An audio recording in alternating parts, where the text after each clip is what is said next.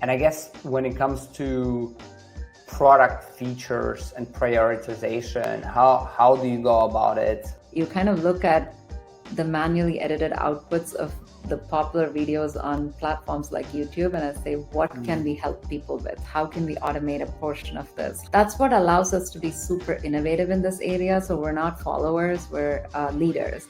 And hence, we are able to kind of look at something that is maybe currently manually done and say, work backwards and say, what can we automate in this process? And along the way, the answer would be, for certain things, we're not going to automate that. Like, for instance, we're not going after a Hollywood audience anytime soon, right? We're not going to help people make movies yet. So, so we know our limitations on what we can and cannot do within that. But looking at the real world and how people are making videos today on various places gives us a pretty good sense of where we should evolve the product going forward. So tell us a bit more. What does Rizzle do? Well, we are a software as a service platform, a SaaS platform that does AI-based video creation. And we're a one-stop platform for YouTube video creation, which also means that practically anybody who wants to make a video for most types of things can use our platform. So we create, starting from faceless video content, starting from a text script to creating teasers, highlights, clips, and thumbnails, and practically everything you need for your YouTube content. So you can start out with a script, or you can start out with your speaker video, like the podcast we're doing right now, and then automatically pull out the best moments to create a teaser, take a 1-hour podcast and create highlights and clips from it, or short form vertical content, etc. Awesome. Yeah, in the past you had to hire a video editor to cut out the best pieces, and today you can just upload it into Rizzle and get the shorts, right? That is correct. And we're also thinking about it a bit more broader than shorts, because shorts is great for marketing. It's still not the main monetization driver for most creators. The monetization is still with regular video content on YouTube.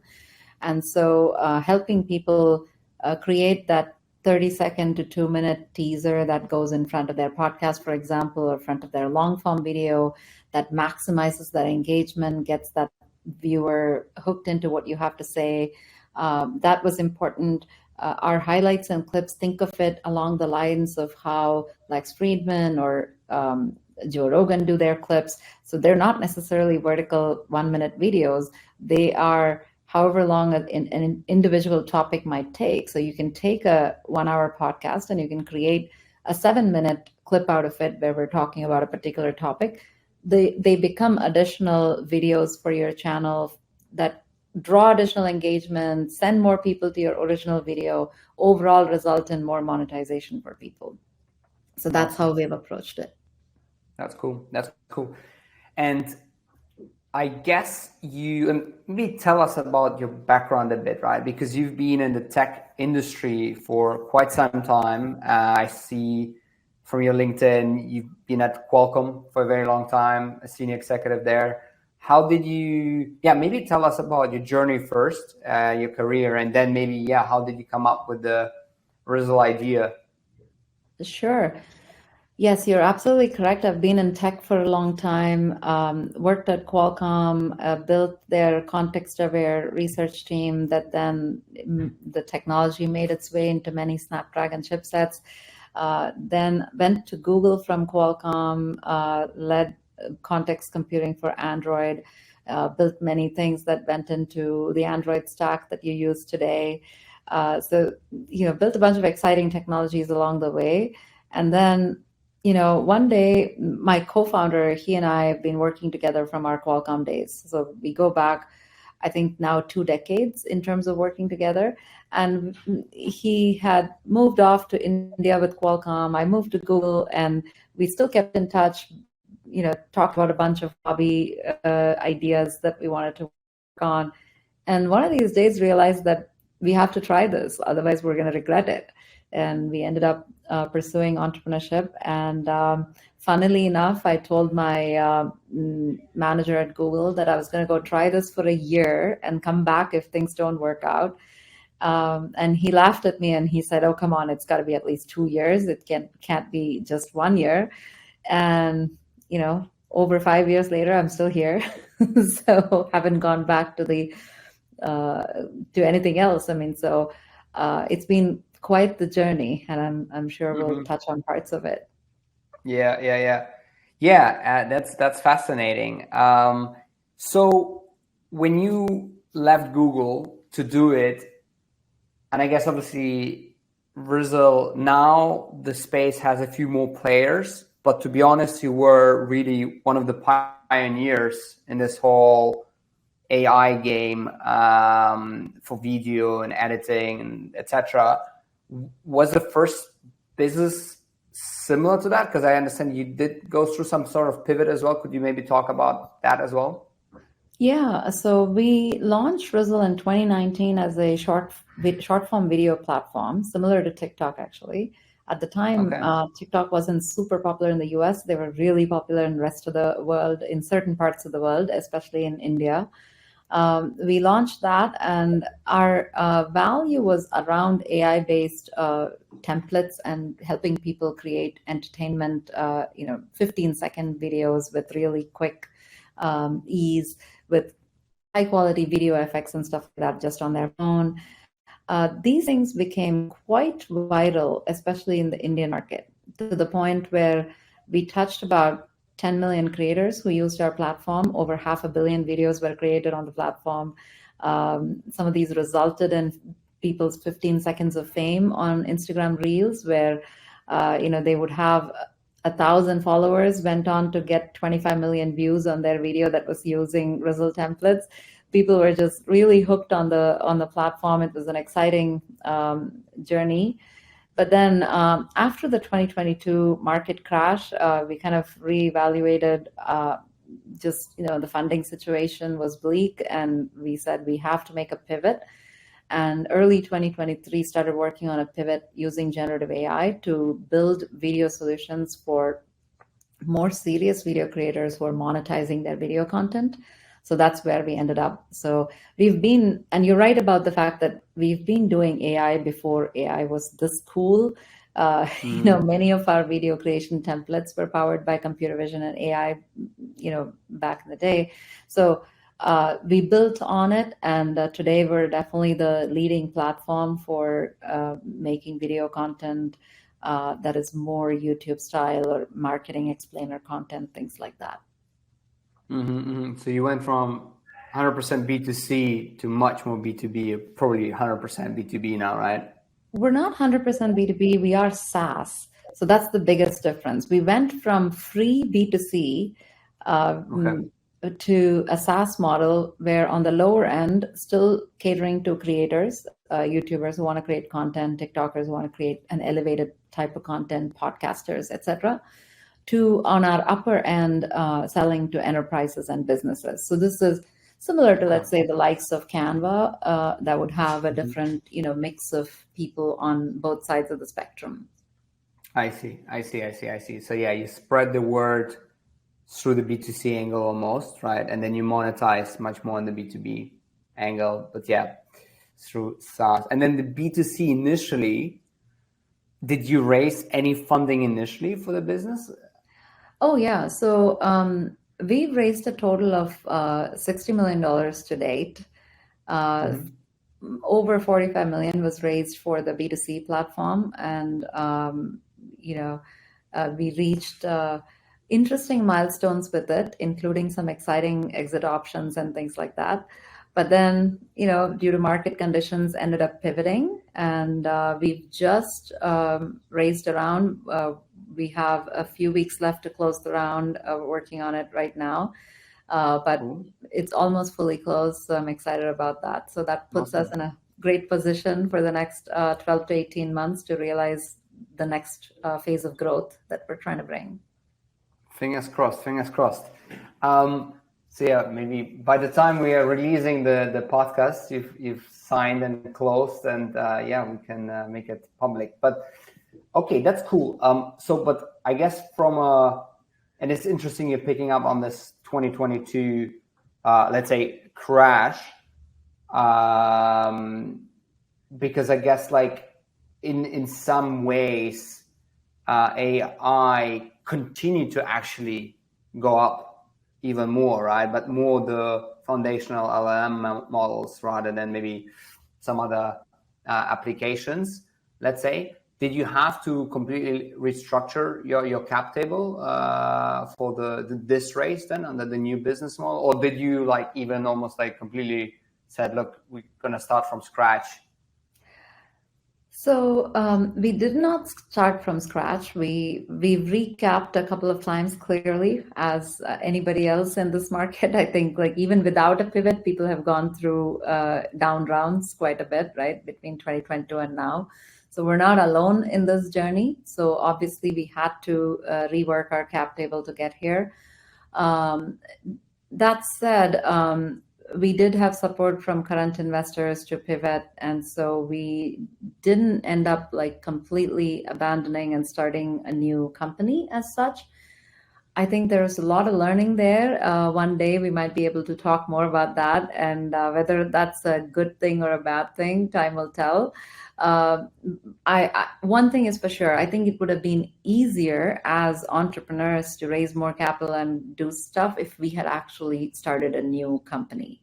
But I think in the path we are on, we were able to protect our investors' interests, and we've gotten to a point where we have excellent market positioning and excellent early traction. So whatever hardships we went through because of our cap table challenges, we're at a point where the company is extremely well positioned for the future. So we're pretty excited about where we are. That's awesome. That's awesome. That's cool. And by the way, also thanks for sharing, because usually either people don't share or, you never hear of these stories. But as you said, it's actually very, very common, especially for companies who go through a few different cycles, right? Just a lot of companies never actually go through a couple of cycles. Yeah. So let's go into how did you, I guess, like talking now, from the perspective of the let's say new business model, right? Kind of the SaaS, B2C and B2B business. How do you get your customers? Is it a lot of brand awareness and then people land, and then your main challenge is to work on activation of your free users to try to monetize them? Or do you actually have also issues, not issues, or like, what's kind of your playbook on getting maybe paid customers as well?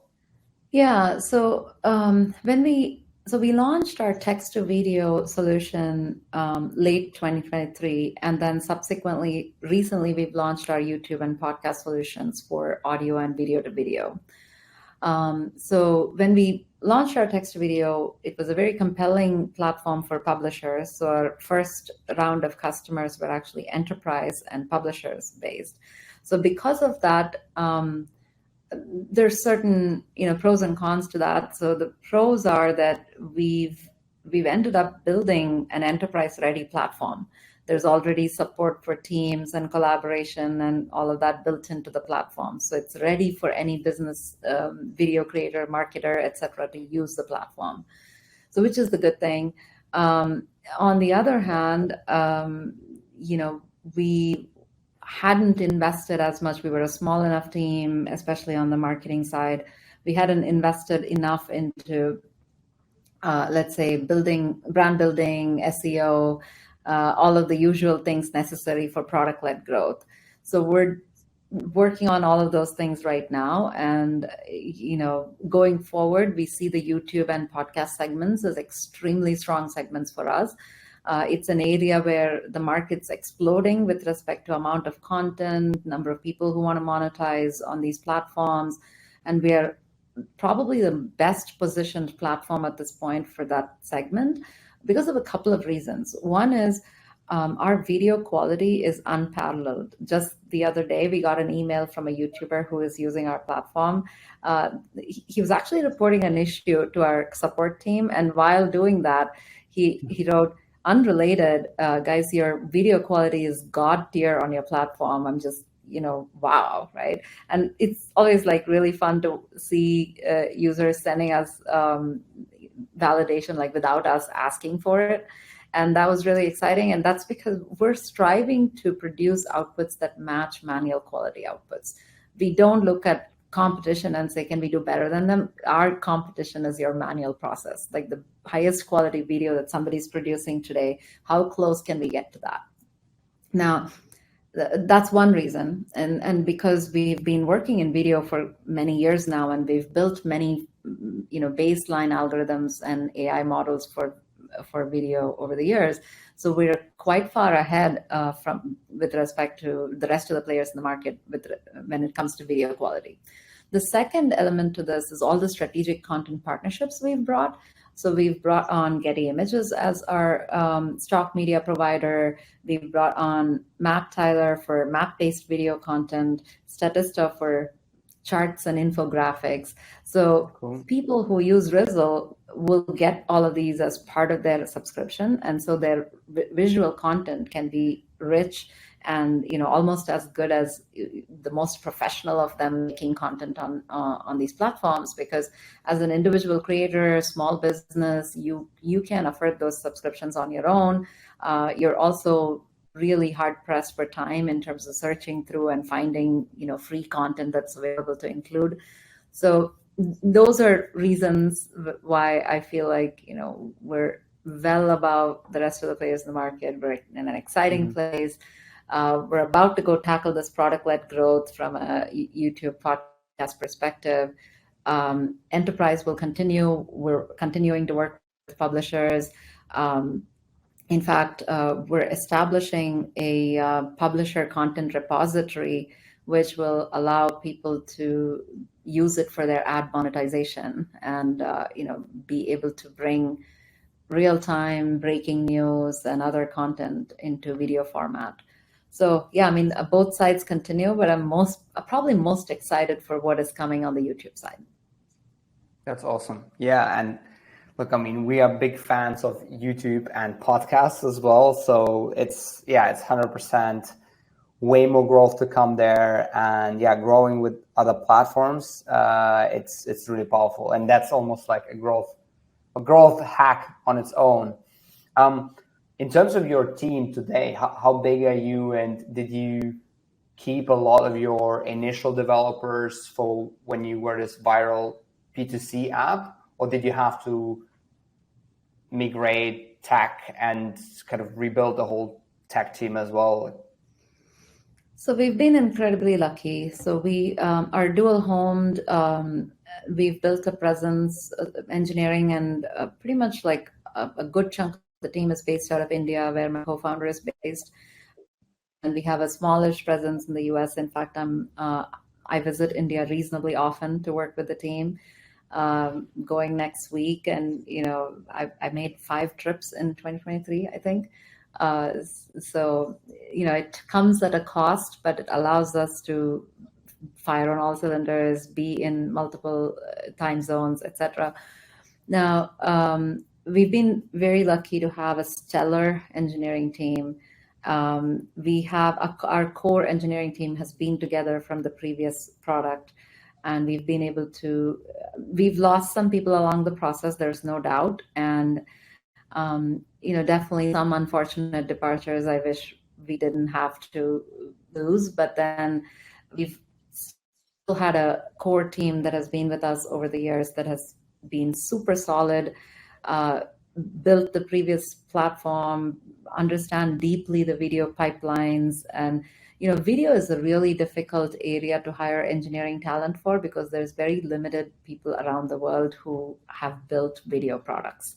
And so having developed that talent in-house, and our engineers and designers who are able to continue with us on that process, we're very happy for that. So that's awesome. And I guess when it comes to product features and prioritization, how do you go about it? I mean, is it mostly, because you said on the one hand you don't really look as much at your competition, right? How do you prioritize features? We've always been the type of people who would, when we're building anything, we would look around in the practical world to get our inspiration from things that people are doing that would benefit from features in our product. And in this case, it's actually reasonably straightforward.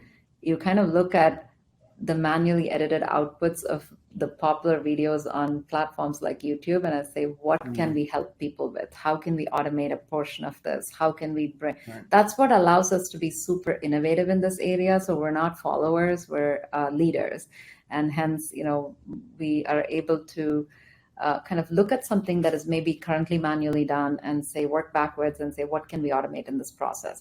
And along the way, the answer would be for certain things, we're not going to automate that. Like, for instance, we're not going after a Hollywood audience anytime soon, right? We're not going to help people make movies yet.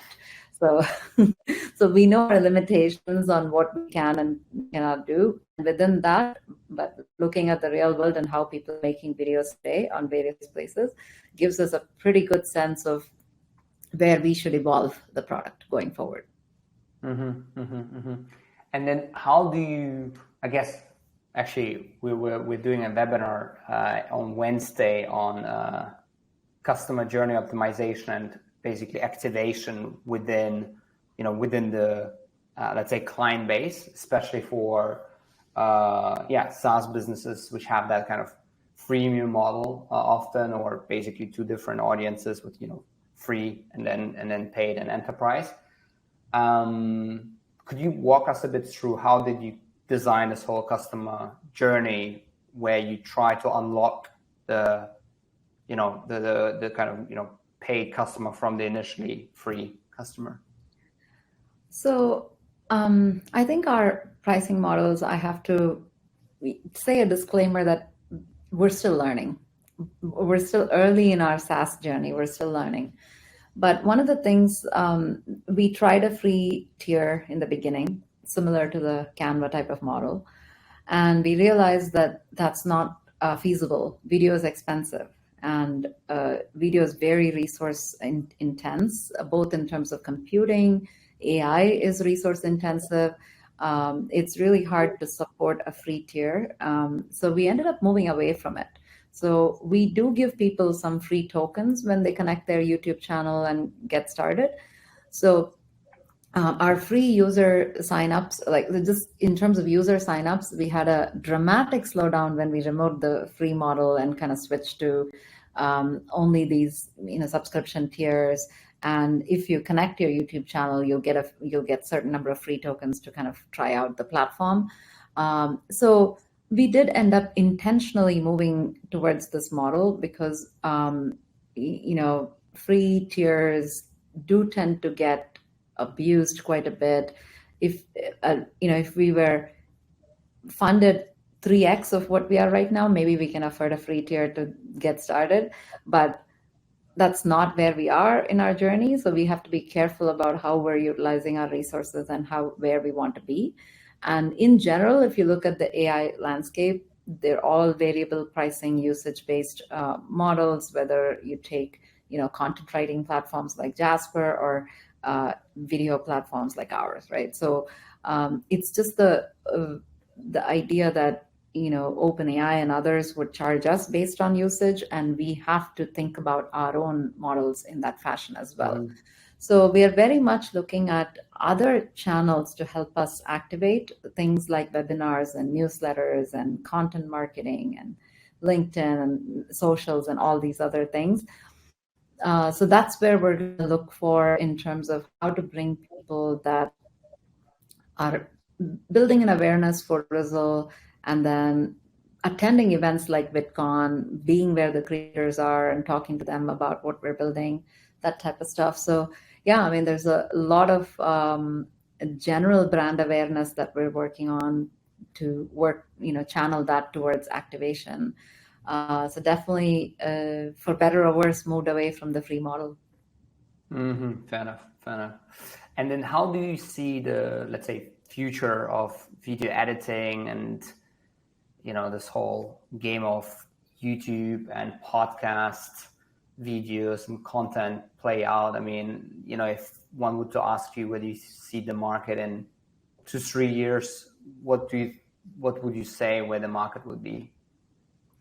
Yeah, I think editing, many parts of editing are going to be taken over by AI and I kind of look at this as AI is not not here necessarily to take the creativity away from you. Some people are definitely worried that, and in fact, I started my talk at VidCon with a joke saying that the sci-fi movies promised us that we'll have bots that do our dishes, but we're kind of stuck doing the dishes while AI is promising to make our videos. It's not the world we wanted to live in, right? But that said, platforms like ours that are just trying to remove the tedious and repetitive parts from the equation so that we make life easier for editors or creators to realize their visions. Those are going to be, more and more adopted, just, growing more and more because it overall improves the productivity of people who are trying to get that video out, right? So while still having their creativity, their personality, their individuality at the core of the content that they're making, this is going to be, this is going to continue to be critical, especially as we see more and more so-called AI generated content.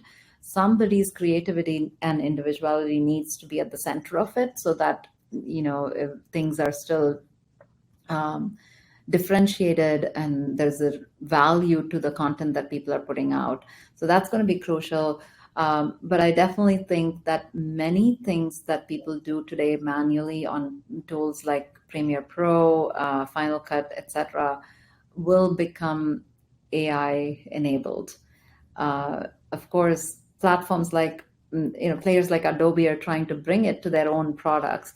But I actually think that disruption will come with new companies like Rizzle, just because we are able to think outside the box of these existing editing platforms, right? So that's an unfair advantage we have as a startup. Yeah, makes sense. Makes sense. So obviously, lots of positives, and future is bright. Tell us maybe a few kind of challenges you went through. I mean, maybe in the last business iteration, rather than obviously going from one business model to another one. Anything you see currently which is challenging for you? Our biggest challenge over the years has been fundraising, despite building amazing products. And I'll tell you, for one reason or the other, we haven't necessarily been lucky about fundraising, despite the fact that we've raised a lot of money. And so this has to do with a couple of things. When we were in the short video space, it's expensive to run short video platforms. Distribution platforms take a lot of money. If you take TikTok, they spent $1 billion in every country that they were in to grow to this massive success. And so as India banned TikTok and we were getting positioned in India, a couple of the incumbents that had other digital media companies in India ended up jumping into the short video space. And because they already had a long list of investors that had, that were part of their journey, they ended up raising $1 billion each to grow their short video platforms. So that meant all the rest of the VCs were terrified of writing checks to anyone else, even though we had a better product. We were ahead of them on, Google Play charts, Apple charts, etc. It didn't matter because people were really worried about. Literally, I've had VCs who've written back to me saying that we acknowledge that you guys have the best product in the market, but we are afraid of your competitors' balance sheets. So, we ended up. That's after you raised your initial round, right? After we raised our initial round. So after we were Series A funded and we were trying to, raise our next round to expand. So we ended up having to always scramble and kind of put together a mix of things to make our fundraising happen. We still got quite far, but it wasn't, I hear some founders talk about how fundraising gets progressively easier after Series B, because you've raised your Series A, you've done a proof of concept, your product is presumably working in the market, otherwise you're not even qualified to raise that Series B. But so given that stage, once you've crossed that, I've heard people say it gets easier after Series A. Hasn't been the case for us. Just, we kept getting this notion that, your competitors have raised too much money. So this became a point where the market was referring to this as capital as a moat, and it was just absolutely horrendous. You've heard of technology as a moat, you've heard of, business model as moats. This was, quite literally cash as a moat type of situation. So it was an absolutely awful place to be in from a, product-led technology first company. Trying to break into a market, and we were having real success, and creators just loving our platform. We had a massive tweet storm that our creators did for us, urging people to come fund us. We had literally hundreds of creators creating this massive tweet. It was actually coordinated. They went live on Instagram, coordinated the time when they're going to do this. Wow. So we had the backing and the love of the creator community in ways that I cannot even describe, right? So that's the type of support we had. But the VC world was just not ready to work against $1 billion. So that was a big lesson learned. Don't be in areas where there's a lot of capital going into your competition for one way or the other. Then, so now after the pivot, we have a different challenge. We've pivoted, and hence our cap table has all that previous capital sitting on it. So we seem to be stuck in this never-ending loop of capital problems. Mm-hmm. But that said, I'm happy with the place we're in now, because we've raised enough money to come out of this with a growth and revenue that we can show that will be very attractive. So I'm, despite all challenges, very confident about the future. Proud of what we've pulled off so far. It hasn't been easy, but resilience is the only thing that keeps you going. Yeah. So, and it's really fascinating. Yeah, capital as a moat. And I think maybe Tiger Global coined the term a bit, right? Together with SoftBank, where they were just basically giving the permission to business they were backing to just basically bankrupt the other companies by sheer marketing spend. And the majority of these examples actually did not work out for them. That's right. Right? So hopefully, I don't know if any of your competitors are still out there or are successful. Maybe they also pivoted in something completely different. I wish them well. I have nothing against them, right? It wasn't their fault that they got tons of capital. Good for them. We ended up moving in a different direction. And all I can say is that where we are, we're going to end up building a bigger company than what we had in the previous path. So I'm excited about that. So I think we will end up building something that is going to be a lot more valuable than where we were in 2022. So in the end, it's going to work out, and it's going to work out even better for us. So I don't wish anything other than the best for our competitors. They're still around. The platforms are somewhat doing okay, or I'm not entirely sure, because I've kind of moved on from tracking that area, to be honest. Yeah. There's a lot going on where we are, and But out of interest, and I guess for any founder, this is basically the nightmare scenario, right? Where you are more advanced, but then suddenly somebody new comes out and basically raises way more money. And we saw it in a few areas. Again, sometimes it's not successful. Sometimes, again, money can be a curse, because a lot of the creativity comes almost often during times of starvation. But out of interest, like when these competitors came and they got more funding, why did the VCs not say, well, hey, Rizzle is out there, I don't want to give you any money? Or did they have, again, founders with like a lot of pedigree and second-time founders or whatever, or like, I don't know, like massive like family connections, or like, could you maybe tell us a bit about that? Yeah, so both of these particular competitors I'm referring to, without necessarily going into who they are, they had other incumbent digital platforms in India. So they had other digital media platforms, not a short video platform, but other platforms, been operational for 8 to 10 years in that space. And so, one of them had Sequoia and Matrix and other top tier VCs. The other one had Tiger Global and Lightspeed. And so they're backed by tier one VCs for their other business, right? And they decided to, opportunistically launch a short video platform at the time. And, their tier one VCs wrote them each $100 million checks to just launch the platform, right? Like, so basically this is like, okay, it's an existing portfolio company, so we can't compete against that. And then all these people that were invested in them had conflict of interest and couldn't invest in us. And then we had the remaining VC ecosystem to go target to try to raise money.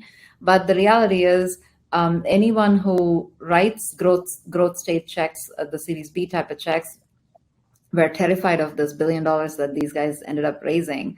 So from the initial $100 million that they were given to launch the platform, what they did is basically buy out the user market. Like if you look at their user growth curve, it kind of looks like this. Like they bought a bunch of users and then ended up losing a lot of them, obviously, because retention doesn't come with acquisition, right? So and then the rest was history, because we were being told that, hey, you know what, we're not going to get into this market at all, because this is $1 billion is too much for us. Like two of your competitors have raised $1 billion each. So it was almost like this exact thing that you were talking about, where turn your competitors bankrupt by raising a lot of money. That's almost precisely the playbook that was being attempted here. We learned that it's not always enough if you built a great product. It's actually not always enough, even if that great product is showing enough traction in the market. There are still other factors outside of that, And how do you split the work between your co-founder and yourself? I mean, because both of you spent a long time in tech, both of you have a fairly strong technical understanding and background. Who does the marketing? Who does the fundraising? Who does the head of engineering type of role? How do you split it? So Lakshmanath has a PhD in computer science. He is an absolute product genius. In general, he leads all things product for us, and I help out on product when I can, but definitely take on more of an operations, fundraising, and also some of the market-facing activities, our events and public presence, a bunch of other things combined. But yeah, I mean, definitely our engineers and designers and the product folks know that both of us bring contributions to the product side, but Lakshmanath definitely is our chief product officer and kind of leads that role. Got it. Awesome. So to move towards the end of the podcast, what critical lesson could you share with other SaaS founders from your journey? I don't feel like this is specific to SaaS because of such a big learning we've had on the fundraising side in general to founders. I would have to say that there are two things that we learned that are, I think, super interesting and critical. one is, be as scrappy as you can be in the beginning to figure out your product market fit. But at the same time, when money knocks at your door, take it. Like if there's money available, that's a good time to take it. Not going overboard with it, but at the same time, looking for money when there isn't money is much more painful. So that's definitely one thing. And then, the second is, of course, environment is super important for having a successful company. Surrounding yourself with positive environmental factors and people is extremely crucial. Now, we've been able to create that with our team, but I have to say that the funding experience and the broader thing, we could have done better. So, on that front, be careful who you associate with, because you want positive people to be a part of your overall bigger journey, right? It's very, very important. Yeah, that's so important, right? The whole also like, positive environment, because it is a marathon, it's not a sprint, and so you need this positivity and happiness around you, because it's like a constant war you're fighting, right? So you want to have a nice headspace, for the rest of the time, or like try to kind of be able to reset some of that. Absolutely. You want people who are your cheerleaders, who are there with you on the journey in a very positive fashion. And, I will admit that we've been lucky enough to enjoy some of that. And that's why we're even here. Like, we have had a supportive group of core people who supported our journey, who continued to fund us. So I'm extremely grateful for that. But I think it's very easy to, in the early days, not know that and kind of get into something for the short term. But then you realize that this is a marathon. It's going to continue for a long period of time. Yeah. I think what also helps is that the whole YouTube and podcast tailwind gives you kind of additional power, right? And momentum, and that's really important as well. I think a lot of startups out there might have lots of challenges, and then on top of that, they might be in an industry which is being hit by some regulatory issues, or by ESG or whatever, or like other things, right? So I think the whole like momentum and positive environment with video and content just being so important nowadays, and becoming even more important in the future with AI, and that like personal brand and trust and authority is like really key for any future business, right? So that really helps you guys as well. Cool. Let's move into the quick fire question then. So what's a favorite book of yours? My all-time favorite book is probably Hooked by Rizzle. Have you heard of it? Yes, I actually did read it as well. It's a life-changing book.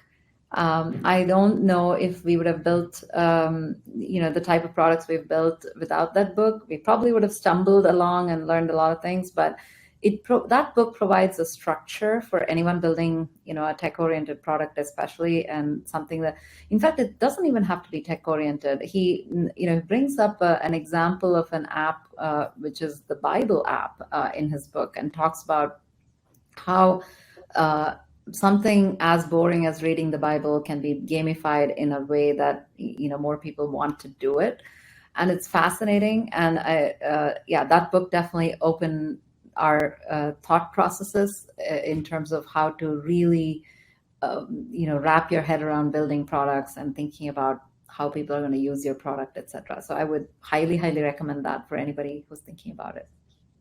Cool. Yeah, it's one of the product classics out there. Yes. Okay, who is an entrepreneur you admire? It's a tough one. I'll go with Lisa Su, the AMD CEO. It's what she has been through with AMD and turned it around. I am just beyond impressed. I think there are a number of companies like that, but AMD was in a really tough spot a couple of decades ago, and where she has brought it today is just absolutely phenomenal, I would say. lots to learn from that tenacity and resilience. I think would mean even more to her knowing that it comes from somebody at Qualcomm, right? Given the That's right. I competitive was sentiment. watching AMD from Qualcomm and definitely, felt like one of those companies that's not going to make it. Yeah. And from there to where they've come is monumental. Cool. And what's the best piece of advice you've ever received? So I think the best piece of advice was when I was trying to raise our Series A, and I met with one of the VCs in Silicon Valley, early stage VCs, and he was reviewing our platform, kind of looking over some of the metrics, and he was impressed, but didn't feel like it was quite there yet where he can fund us. We had, I think, 30 days of cash left to do something, and his advice was, be a cockroach, like do whatever you can to get through the next phase of growth, and you'll come out on the other side. And that has kind of stuck with me, because anytime you're in that situation, and we've been on the brink more than a few times, you really have to think about what's going to save us and how can we get to the other side. So I think when you have money, knowing how to spend it. So for example, the converse is also true. If you have money, and let's say a year from now, you're able to report to your board that you saved $1 million in capital, but you achieved a little less growth than ideal. That's not as well received as, what, I blew past my cash in 9 months, but we grew like 300%, right? So this is a very nuanced thing, like when you need to behave like a cockroach versus when you have to spend money to make money. But that, I think, is one of the biggest entrepreneurial advice things that I found super useful. Amazing. I think that's right now as relevant as ever before. So it's only cockroaches right now survive, I think, in this market, right? It remains really tough. But again, looking forward to see your announcement on the closing of the round, and yeah, all the best going forward. Thank you so much. I appreciate you having me. I really enjoyed this conversation. Looking forward to more interactions with you. Awesome. To finish off this episode, a little promotion from our end. Neoptima is an award-winning marketing agency for B2B SaaS businesses. We work with companies backed by YC, Sequoia, Carlyle, Lightspeed Ventures, Northzone, and many other top VCs and PE investors. We work with venture-backed, private equity-owned, and bootstrapped SaaS businesses all around the world. Reach out to us and book a call in the description below so we can optimize your growth journey. If you have a fellow founder, if you have a team member, if you are part of a Slack group, Telegram, or WhatsApp group with other founders that could get value from this episode, please share this episode with them. We want to help as many founders as possible to scale their business. Thank you for joining us on this journey. See you in the next episode.